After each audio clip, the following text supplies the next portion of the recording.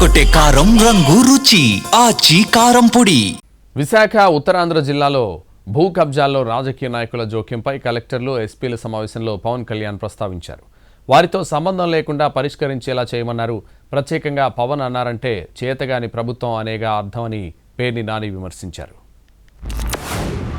ఎక్కడైతే మీరు more industrial belt ఎక్కడ ప్లాన్ చేశారో ఉత్తరాంధ్ర కానీ కొన్ని ప్రత్యేక ఎస్పెషల్లీ నా దృష్టికి ఎక్కువ వచ్చింది ఉత్తరాంధ్రకు సంబంధించి కొంత political leadership the getting into the unwanted land disputes, land settlements. బాధ ఏమనిపిస్తుందంటే officials are not able to act firmly on that. అదొక ఫర్మ్గా ఎస్పెషల్లీ వైజాగ్, విశాఖపట్నం జోన్లో ఇవి ఎక్కువ జరుగుతూ ఉన్నాయి. అది మిగతా చోట్ల కానీ ఇది డెవలప్మెంట్ కొంచెం ఒక ఫర్మ్గా మీరు ఒక డైరెక్షన్ ఇవ్వండి సార్, ఒక డైరెక్ట్ ఇవ్వాలి మీరు దీనికి సంబంధించి ఇస్తే బాగుంటుంది సార్. మీరు పని చేయటం చేత కావట్లేదు, మీ పనితీరుని ప్రజలు మెచ్చుకోవట్లేదు అంటున్నాడు. కలెక్టర్ల పనితీరు అంటే కలెక్టర్లు ఎవరు? ఉద్యోగస్తులు ఎవరు? ప్రభుత్వానికి కేవలం డెలివరీ మెకానిజం మాత్రమే.